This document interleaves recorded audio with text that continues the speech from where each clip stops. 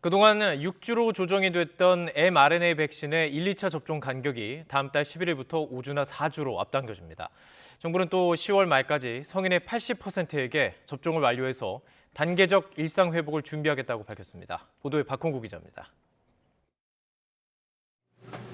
모더나 측의 공급 차질 이후 그동안 화이자와 모더나 백신의 1, 2차 접종 간격은 6주가 적용됐습니다.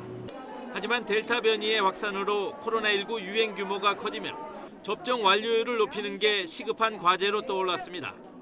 정부는 2차 접종에 필요한 백신 물량을 충분히 확보했다고 판단해 접종 간격을 4주에서 5주로 앞당기기로 했습니다. 이제 백신의 공급량은 현재 남아있는 물량 자체가 충분하기 때문에 2차 접종을 완료하고 또 신규로 접종이 확대되는 부분들 그리고 추가 접종하는 물량에 대해서는 충분할 걸로 보고 있습니다. 2차 접종이 10월 11일부터 11월 7일까지 예정된 경우 간격이 1주씩 당겨집니다. 11월 8일부터 14일인 경우엔 2주가 단축됩니다.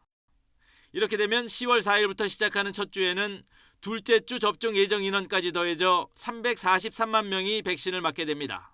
이후 순차적으로 앞당겨지다 11월 둘째 주는 2주가 단축되면서 10월 마지막 주에는 321만 명이 접종을 마치게 됩니다.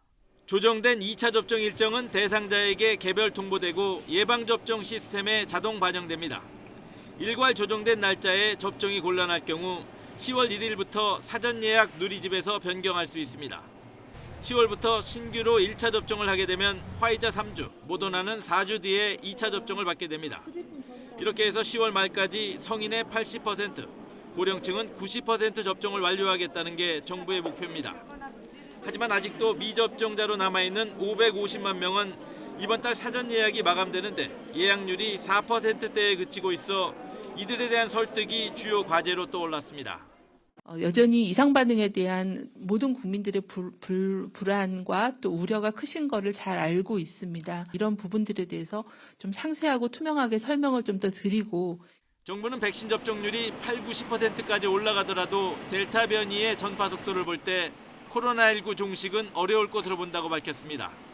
하지만 중증과 사망 위험을 낮추며 단계적 일상 회복으로 나아가는데 가장 빠르고 안전한 길은 예방접종뿐이라고 강조했습니다. YTN 박홍구입니다.